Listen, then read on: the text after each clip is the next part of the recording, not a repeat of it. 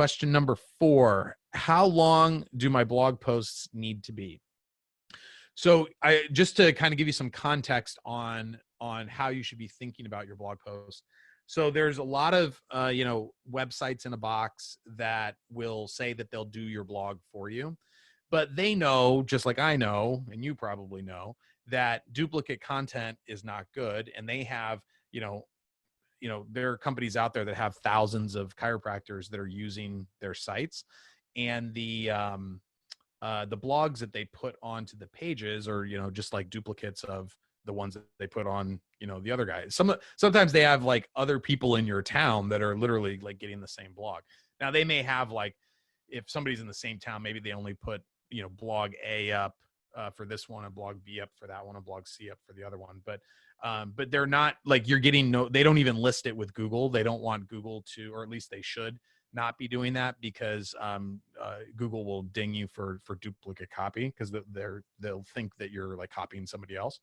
So the other problem with those is, if somebody does land on it, they're usually like 200 words long. There's really no value in them whatsoever. They're really poorly written. And they're like, what Google doesn't like, Google's whole job is to sell. Well, their mission is to organize the world's information, but their business plan is to sell ads. So in order to sell more ads, they need people to always come back to Google to get the answers to their questions. The only way that you're going to keep coming back to Google is if the answers that they give you when you do a search term are accurate, that they're relevant, that they're something that you find valuable. So if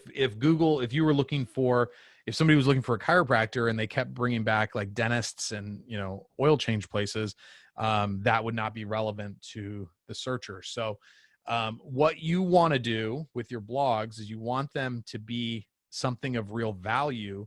If someone does do a search, like say somebody does a search for neck pain doctor or treatment in city and state, and your blog actually pops up, if they click on your blog and they look at it and it's 2 paragraphs long and they can tell that there's nothing really of value there, and they just go and click the back button, that shows Google, oh, okay, well, we thought this might be relevant because of the keywords that are in it. But obviously, if that happens enough, they'll say, obviously, this isn't that relevant, and they'll start to drop it further down the list as the algorithms change.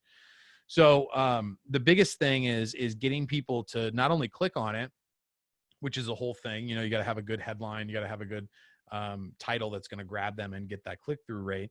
But then you also need to, once they're on there, you need to, try to keep them there, because one of the biggest signals for Google on relevancy is dwell time. So how long is someone staying on this page once they've clicked on it? If they're staying on it for 2 seconds, that's very different than if they're staying on it for 2 minutes. If they're staying on it for 2 minutes, that means that there's something of value there, and they're going to want to show that more and more and more. So you want to be sure that so the question was, how long do they need to be? Again, as long as they need to be, but 1,000 words is really the minimum that I recommend. The average blog post length that's on the first page of Google, like just across the internet, is 1,800 words.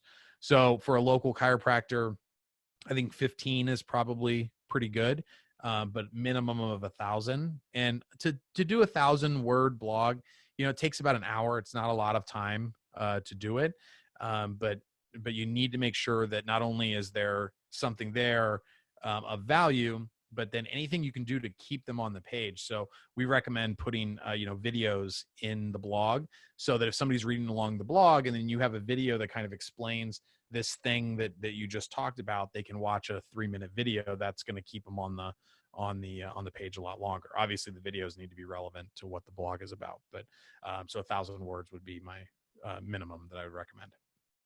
All right. Third type of content is going to be audio. So these questions are about a podcast for practice.